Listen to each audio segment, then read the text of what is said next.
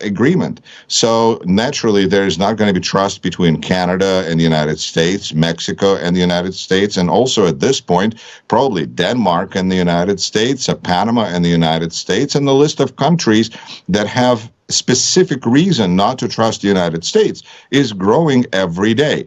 And after what President Trump announced about his desires to reshape the world, really, I think that European Union should be really aware of how unpredictable the United States are, but at the same time, how quickly United States can reverse a crazy action. It's a collection of bad ideas that at the same time, so far, thank goodness, are reasonably quickly either repealed or covered up or changed, because there is a back and forth response yet. Like what's happening right now in the United States is a slow moving coup, but it is in a democracy, which means there's still a response back and forth where people feel at the top that maybe not everything is all right. So, for instance, when President Trump or Elon Musk, it's kind of hard to say exactly which one, it seems like Elon Musk pulled the trigger and the federal government stopped a lot of its spending, then voters and electors, those that are supporting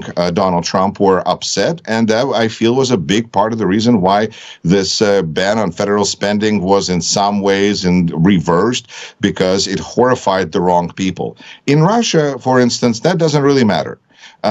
Because there really was no democracy in Russia, save for a couple of years here and there. So when government decides to, we're going to try to do this, we're going to say we're going to have crazy tariffs, because Russia had this experience when they first annexed Crimea in 2004, and they decided to punish Russian people by forbidding foreign food. And then there was pictures of Russian tractors crashing Western food, and it looked horrific because Russian government was punishing Russian people for the fact that Russian government invaded another country. It was strange, crazy, but nobody could really do anything because that's what government decided. Here we have a different situation. People are pushing back, and they're pushing back both inside and outside of the United States, surprisingly effectively, considering how brazen are the expectations of the new administration. So when we have Canada make some kind of a deal with Donald Trump that maybe is a deal and maybe is just a repetition of the old deal, and Donald Trump seems happy. Okay, so maybe European Union can come up with something that they already did and sell it as a new thing that they just agreed to with Donald Trump. Is that how things are going to go now? I think that creates a lot of mistrust, distrust, and distancing. And ultimately, this is a plus for China, because we can even, stop and reverse and sending mail to China, because that's what just happened in the United States. We first said the United States Postal Service is not going to be sending mail to China anymore, and then it just reversed itself. So now we are going to be sending back and forth mail to China because we need to. But guess what? China is already in China. They're not going to be more China-oriented. They're just, they probably are, but they're not going to do it towards somebody else. So I think this is all leads to big reorientation of every country in the world that is used to dealing with the United States towards China. And that's a very dangerous precedent, and all we need to do is just be stable. Be stable and predictable, which is what markets want, which is what people who make money want. They want some predictability. And the fact that we lost trust in the world is going to be seen by allies as an opportunity to, I guess, work some kind of, that's going to be the leverage, is that people have to be unpredictable. That's the solution. It's a changing world, and not for the better. According to the Financial Times, Ukraine has offered Trump special conditions for access to its key natural resources. An important economic part of Ukraine's victory plan is investing in its mineral resources. We are open to American investment, said Zelensky. Would this be a fair and mutually beneficial deal for Ukraine? It will certainly benefit the USA, but what about Ukraine? After all, people here have been deceived many times, even by the USA. So they are very couching about such deals. they have reason to be suspicious.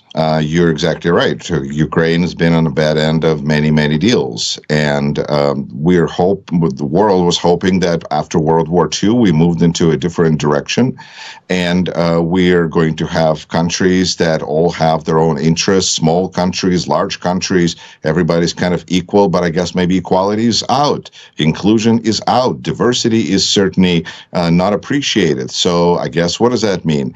That means that Ukraine has a chance of appealing to President Trump, who seems to be a very transactional president and understands things in terms of land, in terms of land development, and talk to him about all the amazing resources, and plead with him really to accept the resources that Ukraine has in exchange for probably just allowing Ukraine to remain a statehood, a state, to retain its statehood, because I think from the position of Donald Trump, that territory, that land was purchased previous owner Vladimir Putin, Russia, and so it's his to deal with and to do with as he pleases. Therefore, this is really, sometimes as a joke, I would say that Ukraine should apply to be 51st state of the United States, because that seems to be one thing that really the only guarantee, because I have really bad, strong doubts about viability of NATO anymore. And so Ukraine has natural resources which it can offer to Donald Trump to develop. I think the opportunity there is to really say that it is important for the United States to have physical control of these resources in Ukraine. I'm not proposing the idea of putting American soldiers in danger, but I'm saying that Putin seems to be afraid of America, has been afraid of America, and so I don't know if he still is. And so the idea of putting American forces to defend Ukrainian resources will certainly put Ukrainians at ease, and I think Ukrainians would consider it to be some form of security for them, which makes sense because NATO troops would be good and American troops would be even better. But in reality, I think this is still a negotiation process, and it very well may end up being all for naught if Donald Trump just continues to dither. And I think that he can do, when it comes to certain things, he can do loud pronouncements and then reverse himself. In some things, he can dither endlessly. But it's interestingly, only Elon Musk seems to be the one who is willing to pull the trigger and to fire lots of people. He seems to be like a Donald Trump's kind of henchman. So maybe there's a possibility of dealing with him directly. Maybe Zelensky should just communicate directly with Elon Musk, since all of those things are there. But on the other hand, Elon Musk has a good relationship with Vladimir Putin, and perhaps he's planning on getting his hands on those resources, no matter who controls the territory. So this could be an interesting but potentially philosophical debate where, from Elon Musk's point of view, he gets it one way or another, and Donald Trump just needs to look like a winner, and it appears that he will look like a winner no matter what is happening.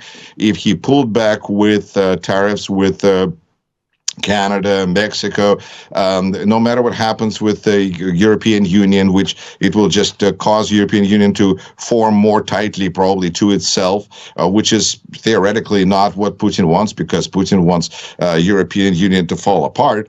But Ukraine situation is, Ukraine is just there right now in a very desperate situation. And I think that is important to acknowledge. The situation is desperate, and trying to, with the past administration, which is, of course, it is fashionable now to throw all the blame at Biden administration.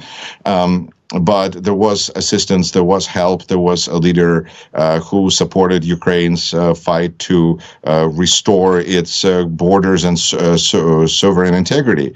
And now there's a president who absolutely sees the world very differently, is not really concerned about concepts of fairness and equality. Again, equality and inclusion, diversity, I think it's not just the fact that it obscures, obfuscates a certain racist rhetoric, but it just really does represent things that he upholds.